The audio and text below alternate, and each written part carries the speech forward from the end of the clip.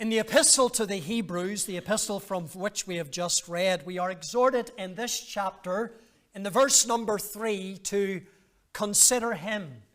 To consider Jesus Christ, lest ye be wearied and faint in your minds. A meditation on Christ is really God's remedy for flagging faith, and the answer for the fainting fits that we so often succumb to in our Christian lives. Reflection on Christ, who He is and what He has done for us, will renew our energies, revigorate our souls, and revive our hearts. And therefore every opportunity to hear Christ preached ought to be seized upon by every child of God. Maybe you wonder today why you're not going on with God as you once did in your Christian life. Maybe you're wondering, well, why am I not in the place where I should be as a Christian? Maybe you're thinking, why am I so depressed? Why do I lack the joy that I once had as a believer? Well, the answer is very obvious. You've starved your soul of the spiritual food that would have enabled you to grow as a Christian.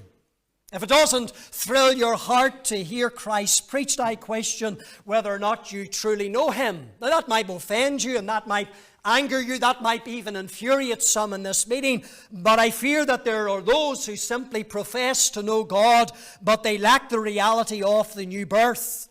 When Christ is preached, it thrills the heart of every child of God.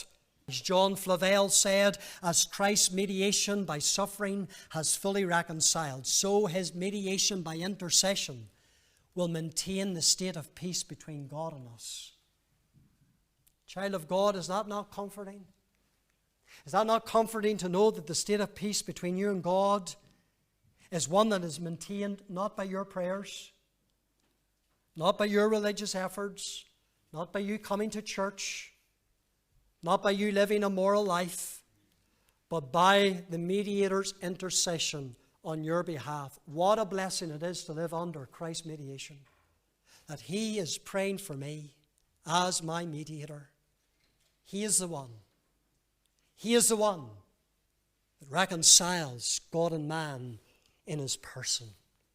He brings sinful man to God, and He brings God to that point where He can be at peace with sinful man, all through the cross work of Jesus Christ.